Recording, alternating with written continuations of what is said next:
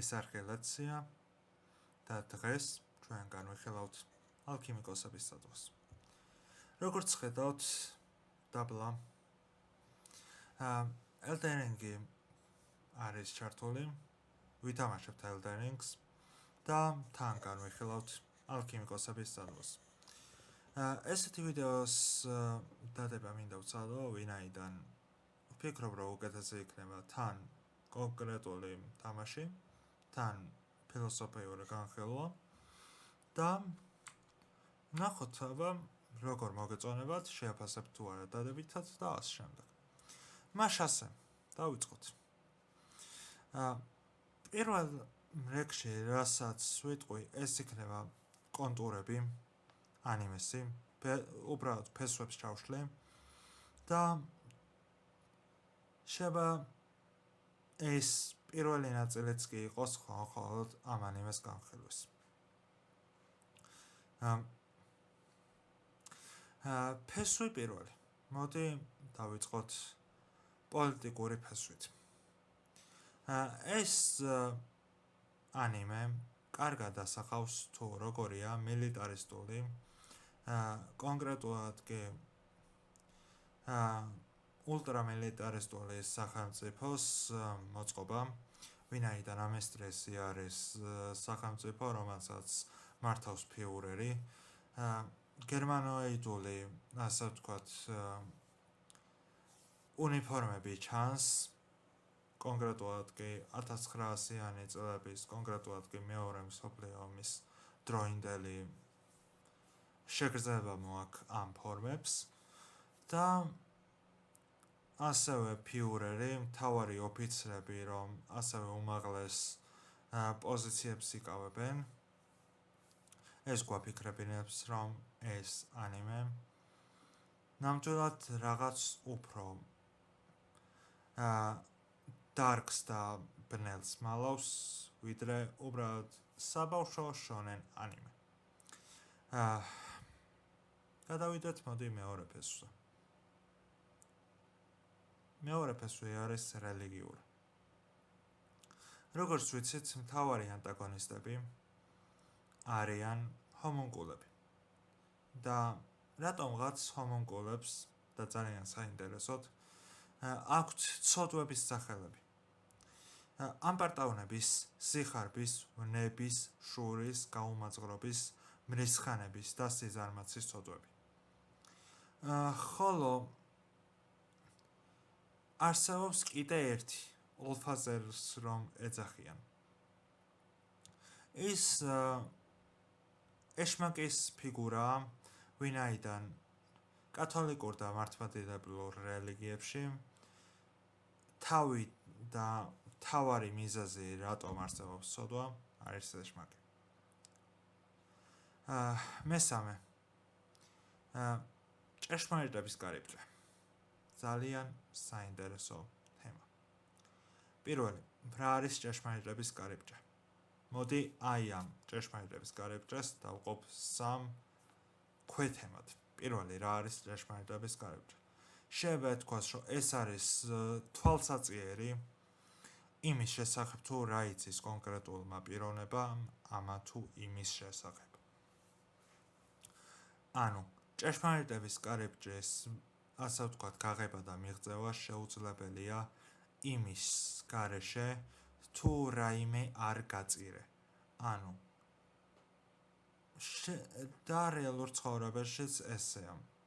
იმიტომ რომ რაღაც რომ სრულიად გაიგო, პირველ რიგში დრო შესაძლებელია შენი საყვარელი ნაცნობების გარკვეულწილად გაწირვაში კი უგულისხმობ მათთან ერთად არ ყოფნას საჭირო მომენტებში. ან გარკვეული დროით და გარკვეულწილად გადადებას მათი. ან ასე შემდეგ და ასე შემდეგ. და მესამე, ჩვენ გლოტონიში ხედავთ, რომ მასაც აქვს გარკვეული ტიპის ჭეშმარიტების კარიბჭე. მუცელში. ეს ძალიან კარგი ილუსტრაცია იმისთვის, რომ ანიმემ გვითხრას ერთი შესანიშნავი რაღაც.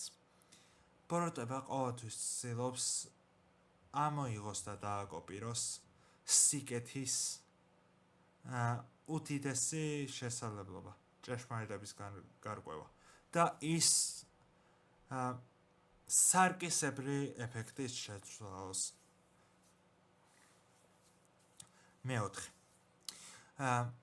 იშვარი.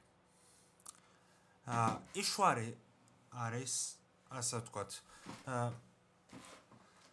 ნებისმიერი სასაკლაოს, მოდი სასაკლაო უწოდოთ, იმიტომ რომ ეს ნებისმიერი პროცესი, რომელსაც ახლა დავასახელებ, იყო დაუნდობელი სასაკლაო, საშინაო პროცესი, როგორც იყო ამერიკის კონკრეტული ვიეტნამის ოპერაცია, ფაშისტური გერმანიის ებრაელების ჰოლოკოსტი და ასე შემდეგ. იშვარიელი არის ადამიანის, ასე ვთქვათ, მოდელი, ფსიქიკური მოდელი, რომელსაც ჰქონია, რომ კონკრეტულმა პროცესებმა მას წაართვა ყველაფერი. ანუ ეს კონკრეტული მოდელი იმას გვეუბნება, რომ შეება ადამიანს ეგონოს, რომ კონკრეტულმა ადამიანმა ან კონკრეტულმა გარემოებამ მისი სიყვარულის ობიექტები გაანადგურა.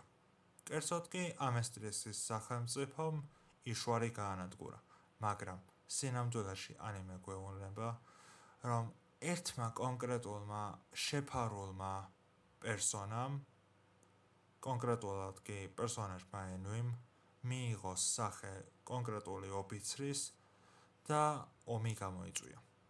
ანუ შეიძლება ადამიანის დაკვირვების უნარი შეცდეს იმ მომენტში, როდესაც ყველაზე კრიტიკულია და გამოიტანოს დასკვნა, რომელიც ობიექტურად არასწორია. ასევე რა არის ამ ანიმეს ფუძე, თანაბარი გაცვლა. ამას პირველივე ეპიზოდში ვხედავთ. ედვარდის და ალფონსის ოთახში ისინი ატარებენ ტაფუდადებულ, ასე ვთქვათ, პროცესს, რომელსაც ქვია ადამიანის გარდაქმნა. ანიმე ამბობს, არ შექმნა ოქრო, არ შექმნა ადამიანი და მესამე დამოვიწყო. არა უშავს, მერე გამახსენდებ. უკაცრავად. თანაბარი გაცვლის დარღვევის შემდეგ ადამიანი ხვდება ჭეშმარიტების კარიბჭეში და მას მთელი მისი ცოდნა თვალწინ გაურბენს. ეს ჩვენ მეორე და მესამე არგუმენტებს ეთანხმება, ვინაიდან პირველი ჭეშმარიტების კარიბჭე არის, ასე ვთქვათ, თვალსაწიერის, ასე ვთქვათ, მაგალითი ალუზია, რომელიც ხოხოდ გაწირვის შედეგად მიიღება. ანუ რაღაც რომ გააცნობიერო, თუნდაც დრო, თუნდაც შენი გარკვეული ადამიანების ნახვის შანსები და ასე შემდეგ უნდა გაწირო. ედვარდი კი კარგავს მარჯვენა და მარცხენა ხელფეხს, ალფონსი კი მთელ ტანს. ეს თანაბარი გაცვლის პრინციპი მოქმედებს მთელ სამყაროზეც, ვინაიდან სამყაროში, სადაც ჩვენ რეალურად ვცხოვრობთ, უფასო არაფერი არ არსებობს, მაგალითად ძალიან მაგალითები და ძალიან ჩემ ცხოვრებაზე აღებული მაგალითიც რომ მოვიყვანო, აი ეხლავე მე გარკვეულ დროს ვუთმობ ვიდეოს, რომ ჩავწერო ის, დავამონტაჟო და დავდო. ეს რომ გაწერილია იმისთვის, რომ ვიდეო დავდოთ. კეთილი. შემდეგ იშვარიელი. განვიხილოთ. როი მუსტანგი, მისი მასწავლებელი და ასე შემდეგ. მოდი ეს ორი პერსონაჟიც განვიხილოთ და დღევანდელი ვიდეოც კონტურები სავარაუდოდ ეს იქნება. როი მუსტანგი პერსონაჟი, რომელიც ადამიანის თავდადებას ასახავს და ფიცის ერთგულების, ასე ვთქვათ, ნიშნად შეიძლება ჩავთვალოთ, რომელსაც ომის მეგობარი და ომის ძმაკაცი მოუკლეს ასევე ჰომონკულებმა. ის ფიცდებს, რომ მის მკვლელს იპოვიდა და დასჭიდა.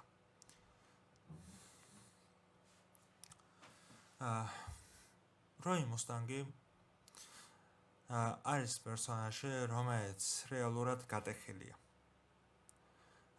ის იმდენად შურისძიებაზე გადართულია, რომ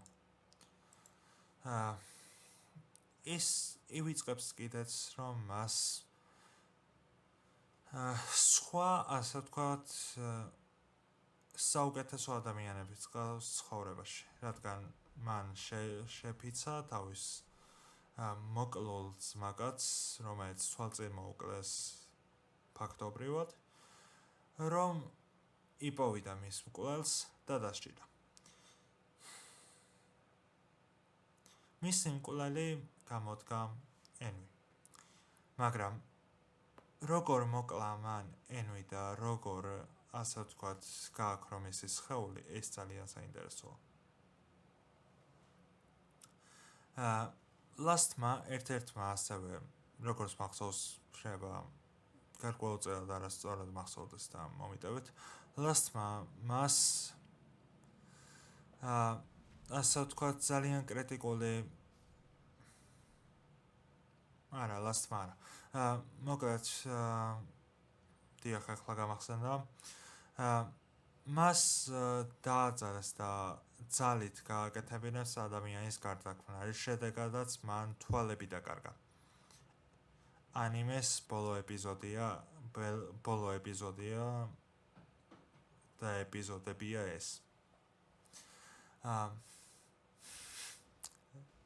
დიახ, საუბარი მიჭირს, იმიტომ რომ 4 წელი დიდი დროა და ვიდეოს ჩაწერის პროცესი უკვე დავავიწყდა. არა უშავს, გავაგრძელოთ.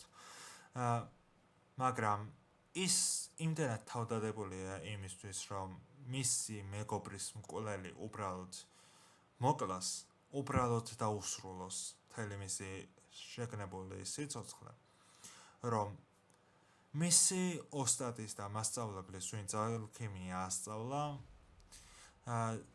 შვილის მეშვეობით და ის, ასე ვთქვათ, ეხმარება როის, რომ უბრალოდ იმოძრაოს, იაროს, გადაადგილდეს და ასე შემდეგ, ახერხებს ენვის ამოწვას და მისი მთელი ადამიანური სხეულის ამოწვას. როი მუსტანგი შეიძლება ითქვას, რომ არის ადამიანი, რომელიც გაწირვის მეშვეობით და ყველაფრის გაწირვის მეშვეობითაც კი მიაღწევს თავის საწადელს. თუნდაც ეს იყოს ხედველობა, თვალთახედვა. ხოლო როი მუსტანგის მასწავლებლის სიტყვები უფრო ღრმადად ჩადის. ალქიმიკოსის ცხოვრება მოგზაურობაა. როდესაც მოგზაურობას როლდება, ეს ალქიმიკოსის სიცოცხლის დასასრულია. ეს სრულიად ადამიანს ეხება უკვე. ანუ შენი, ვინც ახლა ამ ვიდეოს უყურებ, ჩემი სამყაროს ყველა მოსახლის, ვინც ცოცხლობდა და ჩვენს შემდეგ იცოცხლებს, ან ჩვენთან ერთად ცოცხლობს. ცხოვრება, მოგზაურობა. ყოველგვარი მიზეზის და მიზნის გარეშე. შენ მიზანს შენ თვითონ. ადამიანის პირობებში 100 წელი გაქვს, 105, 95. აი ამ ჩარჩოებში. შენი მიზანი, როდესაც მიღწეულია, ეს შენი მოგზაურობის დასასრულია.